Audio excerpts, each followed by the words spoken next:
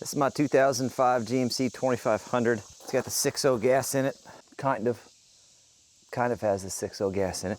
We're waiting on some parts to show up from that, primarily the heads. We're waiting on the engine parts. We decided to go ahead and redo the suspension up front. It's got 200,000 miles and everything is in pretty rough shape. You can check out the previous video we did on this project to see where we got to the point where we're at now. But this was all nasty rust, and now she is beautifully coated with some OSFO. And we also started on the previous video getting the light skirt built to fill in that gap between our original bumper and the landscape bed. And today's an exciting step because we actually get to start putting stuff back together today, and we're starting the reassembly process. There's still one part I gotta take off, but everything else we're starting the reassembly process. First step, let's get this cleaned up so we can get a coat of primer on it. So the last step we did on this was we coated it with OSFO. It is a type of acid, I believe something phosphoric. I could be wrong here. Anyway, if we're following the instructions, let me just tell you here. When applied to rusted surfaces, it causes iron oxide to chemically change to iron phosphate, an inert hard substance that turns metal black. OSFO also grows a layer of zinc phosphate to furtherly protect the treated metal from rust and corrosion. Very fancy. And it also says, a dry powdery grayish white surface usually develops when cured. Brush off any loose powder and wipe down with a solvent-based cleaner before painting. Well, you can tell that is the step we are at. This step is definitely tedious, but it is definitely worth it to make sure we're getting the best results possible for what we're doing. It'd be pretty silly to put all this work into it at this point in time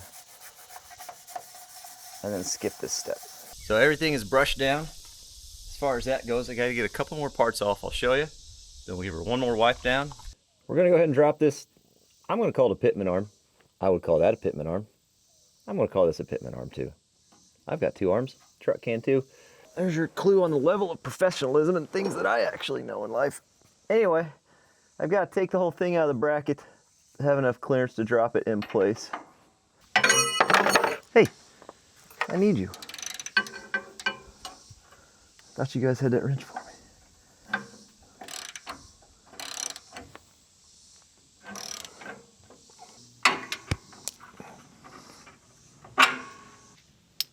Might be the first thing on the truck that I've been able to pull out without having to remove 27 other things first. I'll take it.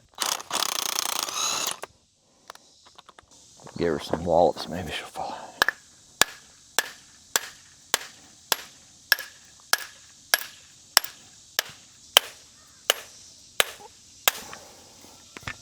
There we go. Just gonna ride right on it. Fair enough.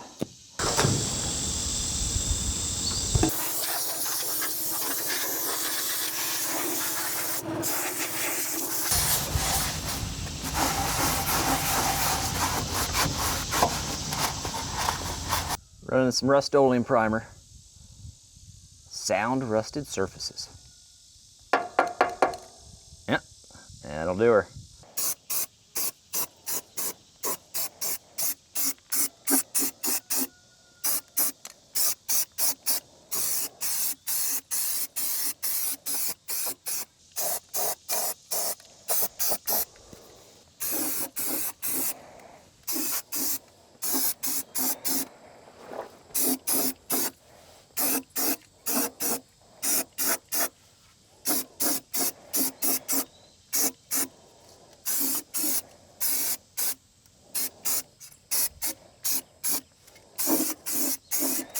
Looking spectacular. Look at that. Not bad. Not bad at all. We're gonna give that primer some time to set. Let's go ahead and finish building this skirt out so we can get it cleaned up and painted as well. Last time we just kind of hogged these out. I didn't have the right size hole saw, so I gotta take the grinder and just kind of clean them out until we get a good fit for each light. Then we got some bracketry we gotta do, some holes, not just some random stuff. Found some sawhorses. That'll make life a little easier today.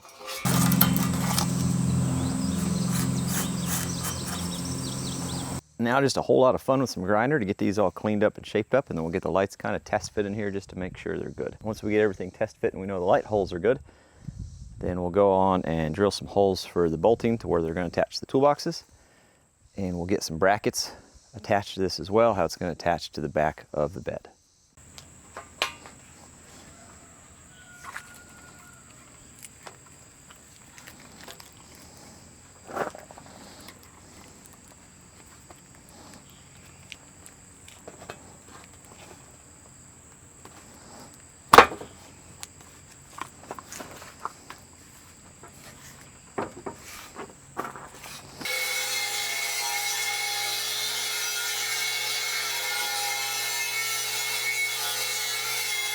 All right, so we are ready for our first coat.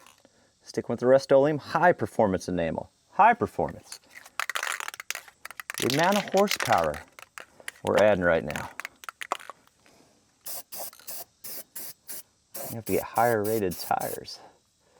That looks good, my gosh. If you're ever shopping for a used vehicle and you're trying to figure out if anybody's done any DIY work to it, just look for the overspray. Because by the time any of us guys that are working on this stuff on the weekend, just trying to keep it together, we get to the actual paint part, we're so tired of all the other steps, we're just letting her fly. So give her a good look over. You see a bunch of overspray? Yeah, there's probably been some amateur wrenches in there.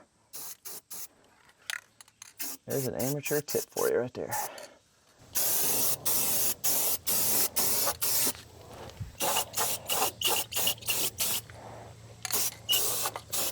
We may be crossing the line of too fancy. They might have to put this up for sale. That dries a little bit before we recoat it. We got everything test fit. These holes look fantastic. I got to get a couple brackets set up on the back of this thing. We're going to bolt a couple brackets right here. We can make something 3 inches tall. Definitely bigger than what I need, but found a couple random chunks of angle laying around. So see if we can't pop a couple holes in them real quick.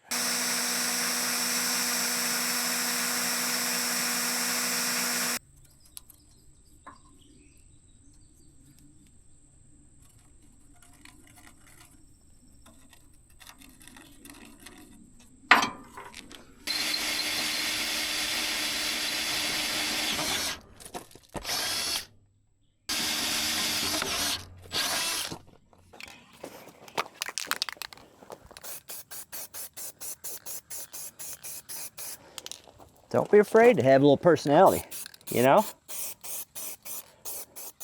Make the guys at the alignment shop question anything they've ever seen before. How much horsepower does this truck have? Oh, buddy. I'm gonna go ahead with the second coat. It says to apply the second coat either within the hour or wait 48 hours. So we're gonna go within the hour. Should have made my driveway out of foam.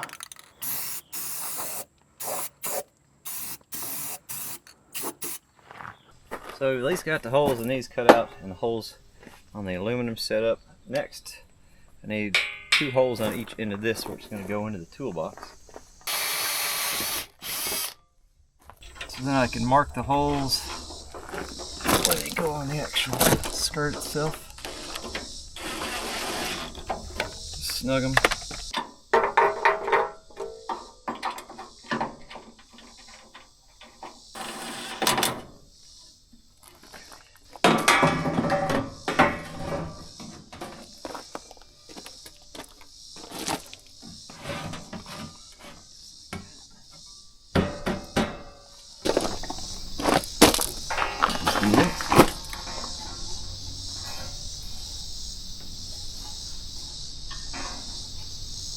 Same steps we've done on all the other pre-paint.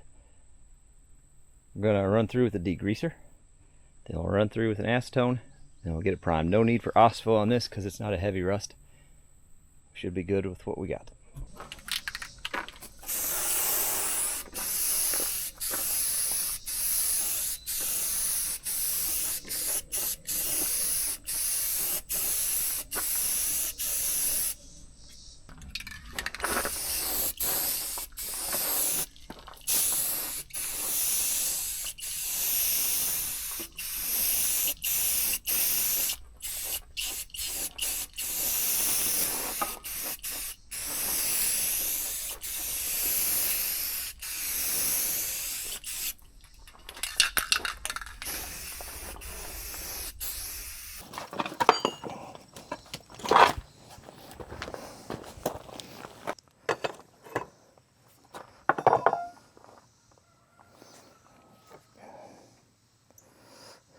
We can get it close enough to drive to an alignment shop, but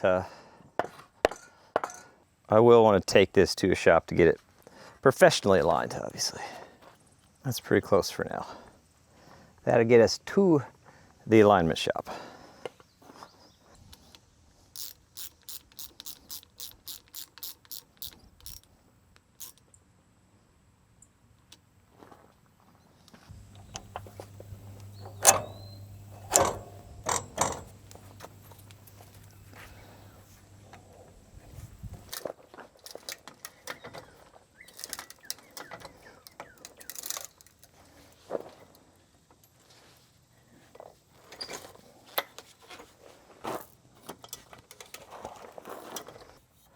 Trying to figure out how to get this to get up to the hole. Turns out we just stretch it.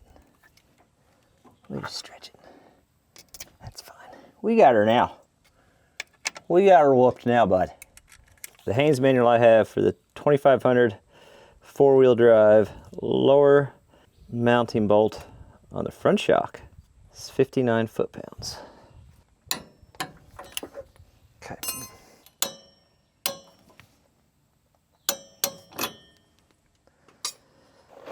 Book I have shows 15 for that, and then it's got, instead of an interference nut, which is what the factory one had on it, it's just got a double nut.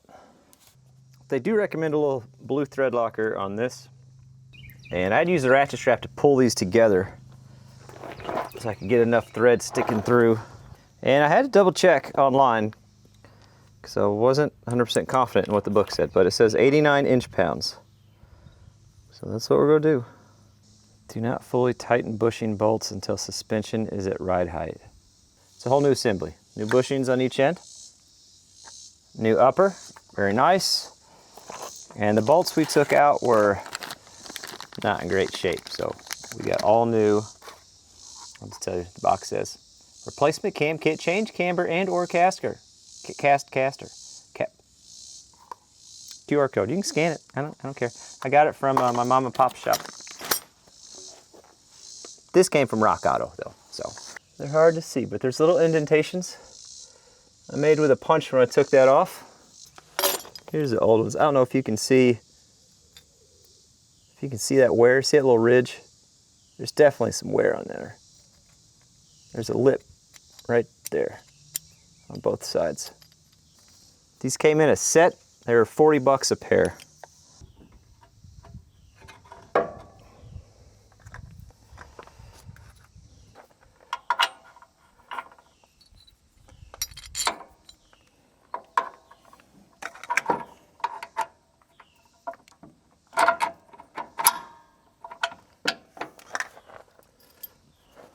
Okay, I guess I'll just snug them up for now until we get this action going. Then we'll torque them per the instructions.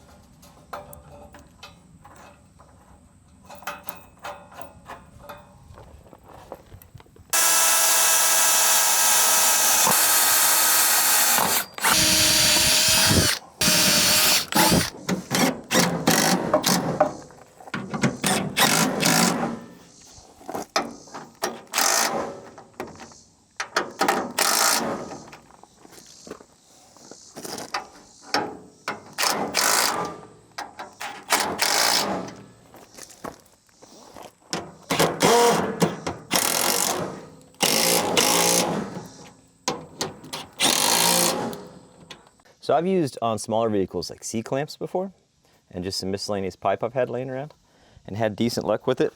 But I went to Harbor Freight, they had their ball joint press kit, normally like 90 bucks, on sale for 50 bucks. And I said, why not? It's essentially a big C-clamp with assorted pipe. It's the same thing I've used in the past, but now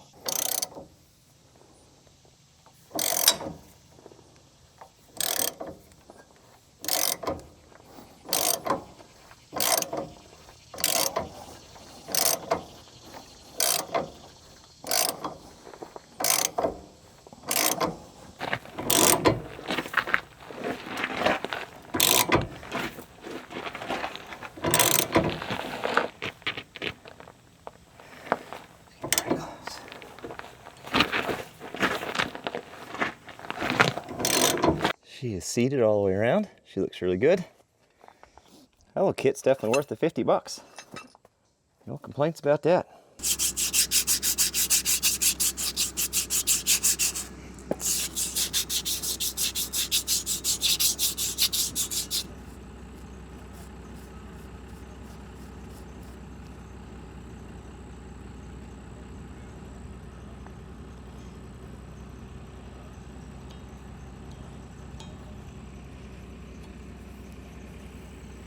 Came with a little boot protector on that upper one. Shipping purposes, I'm assuming. Well, I don't know, it looks like a free funnel to me.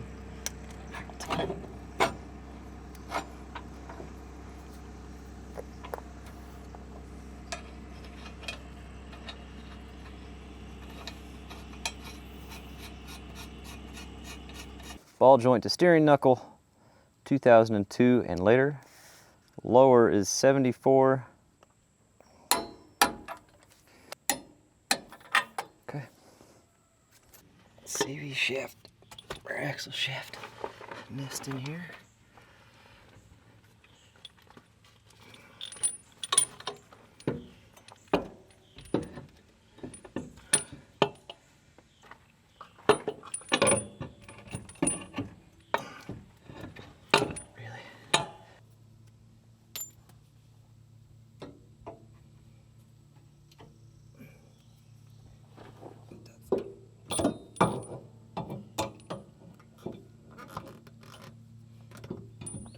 Boot. Okay. Let's hang out there for a second. I'm going to clean these up a little bit before we reinstall them. Does it feel a little criminal putting these nasty looking bearings back in? Yeah. Whenever we've done all this, it's going to be the same for the brake caliper, but the project has a budget, and when we reach the budget, that's as far as we can go. The bearings felt fine, by the way, so I'm not concerned about that. They are on the list of things to replace at some point in the future. This isn't one of those channels where when you go over the budget, you get to blow another 40,000 on a crate engine or something like that. It's just good old-fashioned life. When a fella runs out, he runs out. He makes the best with it.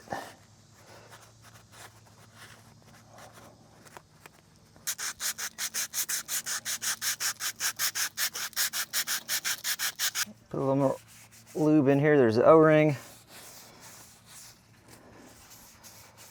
More of like a dust seal, I'm assuming, to try to help keep stuff out of the splines, but make sure we can slide in that. I'll put some on the bearing itself. There is supposed to be a brake dust shield that goes here. This is what my brake dust shields look like. Whenever we redo the bearings, we'll put new brake dust shields on, clean up all the brake brackets, and get those painted at some point too. But again, it's just not today.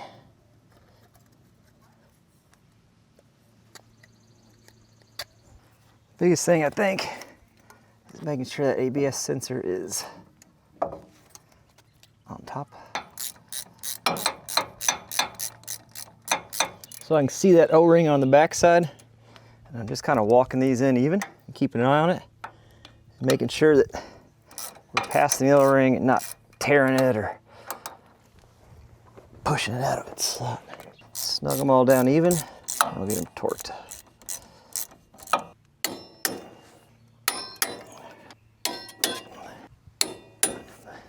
All right.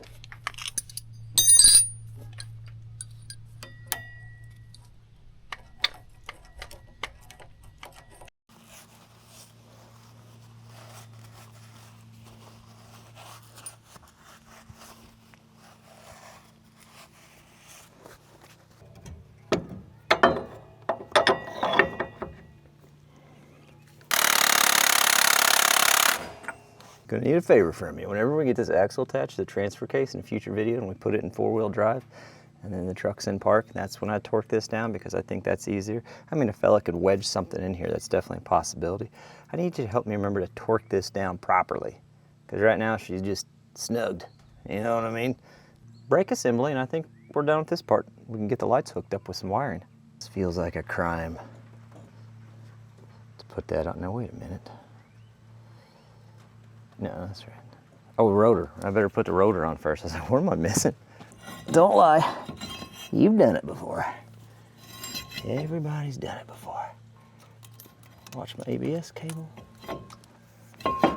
Sprinkling just a little bit, but it's been so dry lately. A fellow welcomes it at this point in time.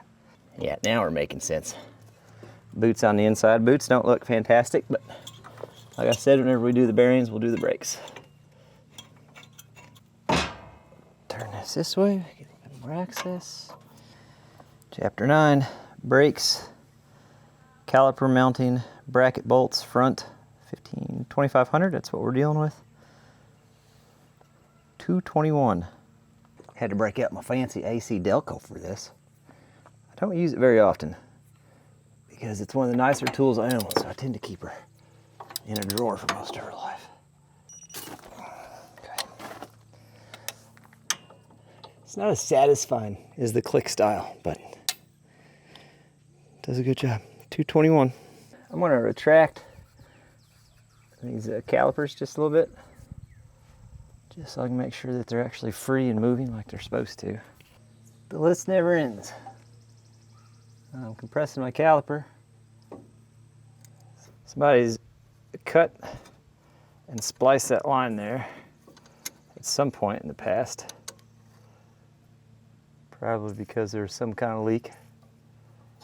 And it's leaking at that splice. If we're doing brake line work, it probably wouldn't be the worst time to go ahead and replace this section of brake hose. The line itself doesn't look super good right here. And that doesn't look super good. So.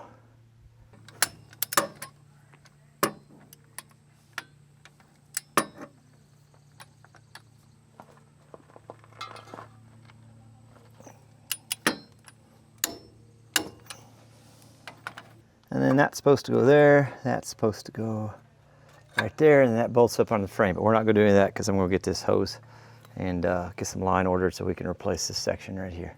Now this front end is all put together, looking fantastic. Minus tie rods, right? We got to leave that out because the way the transfer case goes up in, we had to take it out to get clearance. So transfer case goes in first, and then that'll go in. And then of course, the whole time we were doing that, every time we did something over there, we just came over here and did it on this side. Since the socket was ready, the torque specs are ready, but this side is done as well. Looking fantastic, might I say. So the next thing I want to go ahead and get finished up in this video is I want to go ahead and get these lights in here. Now I've got these wiring harnesses. These go from the factory junction box, and they would go up to what would be the factory lights in the bed. I got it, one, because it's got the junction box connection on there. So we should be able to plug and play right onto the OEM truck. And then we'll just have to figure out what is what with the multimeter and the functions in the truck. And then we can cut these wires and splice them into these pigtails to get the lights to do what we need them to do. That's the plan. So if you look right down in there, that is what I'm talking about. And that is where these will plug into. One side is the right, one is the left. I don't know which one's which. We're just gonna, oh, they only go one way, so there you go. So that's gonna be the left side, and this should be the right.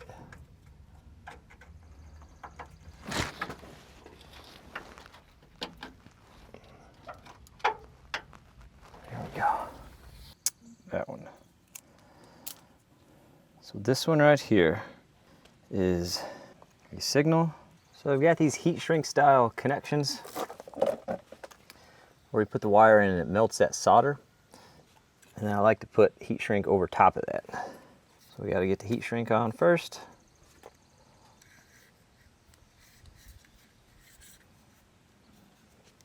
Then the heat shrink connection. Once we get the ends, we go to the middle. And it's supposed to melt that solder. It's supposed to fill that void space. So I just have them kind of loose twisted together right now just to not have this touch-proof concept thing.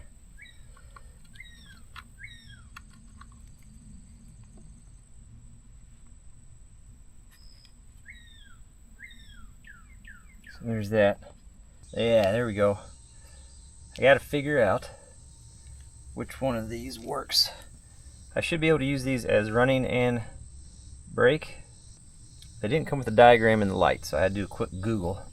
Seems like it's a common thing, but in theory, when we hit the brakes, they should get brighter. You guys are just gonna have to tell me. I don't think I can run that fast.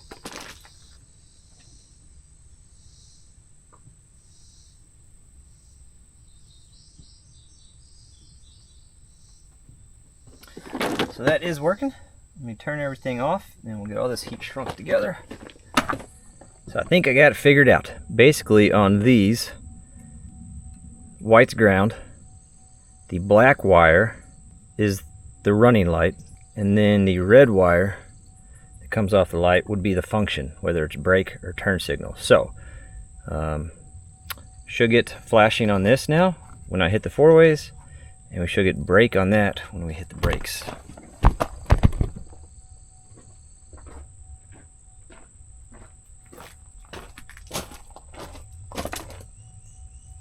That's the turn signal with running.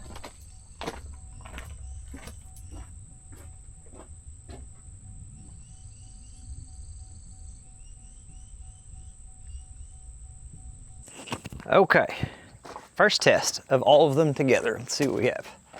Hopefully 4 running lights. 1, 2, 3, 4 running lights. Hopefully 2 of them flash.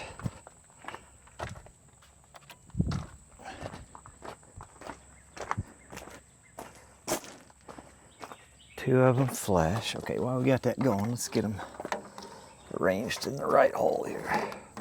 And hopefully 2 brake lights.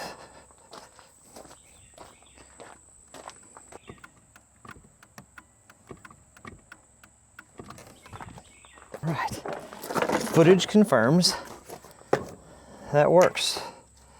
So we're gonna go ahead and, oh dear, be right back. All right, I got some dielectric grease. Dab, dab, dab. Just clicked. Go ahead and peel that off. This is just soapy water. Kind of helps things slide in just a little bit better for me. Let me get my mess picked up and we'll see what she looks like from the backside here.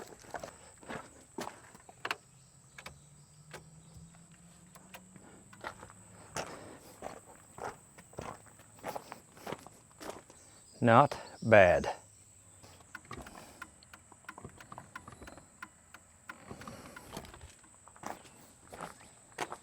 And then just imagine a big front toolbox like this. That cut off and replaced. Black strip, this is painted black down on the bottom with like rhino lining to protect against chips and stuff below that chrome strip. If I'm feeling spunky, I might have a piece of aluminum cut just to make a skirt like that. It'd look sharp. And here's the cool update. Check this out. Just this morning, I picked these up. We got the heads back from the machine shop. Beautiful. So next video, we're gonna work on getting this engine put back together and keep this 200,000 mile truck, I forgot all the words that existed, running, ticking, driving, you know, trucking, doing the trucking things. I set a goal to build this truck exactly how I want it, including the purchase price for 10 grand or less.